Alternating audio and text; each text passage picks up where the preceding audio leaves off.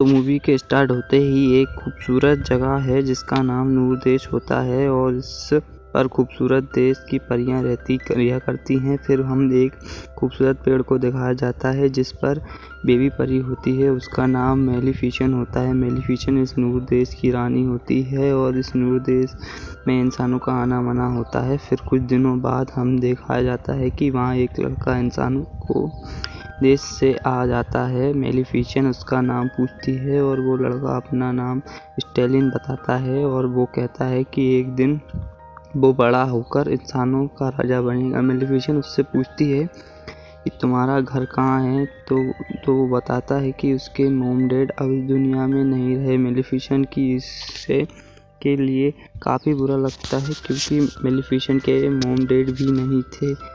फिर लड़का वहाँ से जाने लगता है और वो अपने हाथ मेलिफिसेंट की ओर बढ़ाता है, पर मेलिफिसेंट जैसे ही उससे हाथ मिलाती है तो उसे दर्द होने लगता है। स्टेलिन वहाँ से जाने लगता है।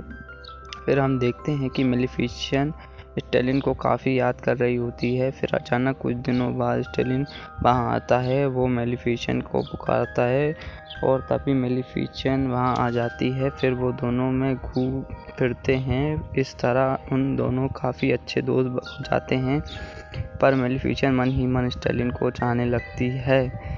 फिर हमें 10 साल आगे का सीन दिखाया जाता है जहां अब मेलिफिसेंट बड़ी हो चुकी होती है। फिर अगले सीन में हमें दिखाया जाता है कि इंसानों के राजा ने नूर देश पर आक्रमण कर दिया होता है। फिर हमें मेलिफिसेंट और इंसानों के बीच काफ़ी भयंकर युद्ध को देखने को मिलता है। इस युद्ध में इंसानों की बुरी तरह हार होती है और वो लोग वापस अपने देश को आ जाते हैं।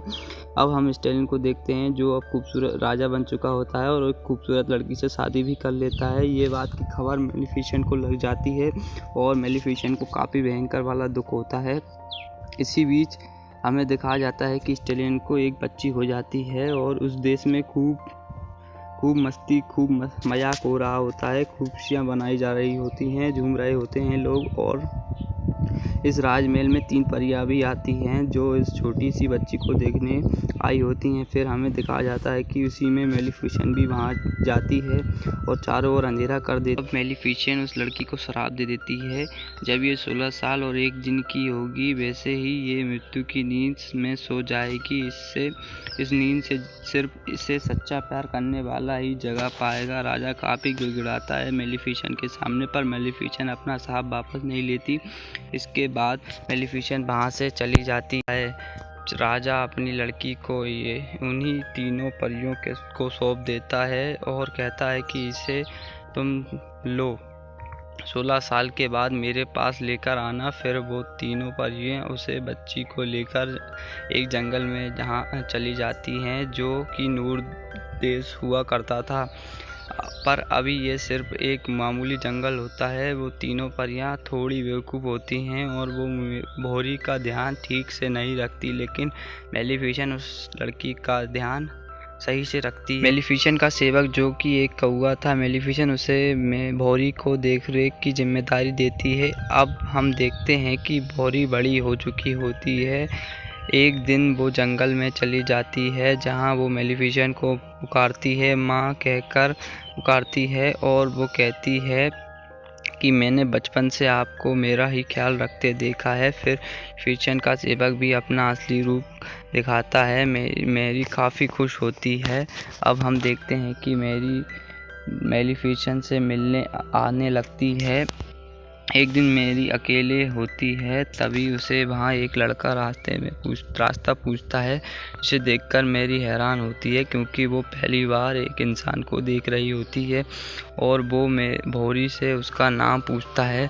भौरी उससे अपना नाम बता देती है और वो लड़का अपना नाम प्लीसेंट बताता है। प्लीसेंट मैरी को दोबारा मिलने को कहकर चला जाता है। मैरी मन ही मन उसे पसंद करने लगती है। फिर हम देखते हैं कि वो तीनों परियां गलती से मैरी को राजा के बारे में और राजमहल के बारे में बता देती है। फिर मैरी सीधा मेलिफिसेंट के पास जाती है। मेलिफिसेंट से पूछती है कि ये सही है या गलत है।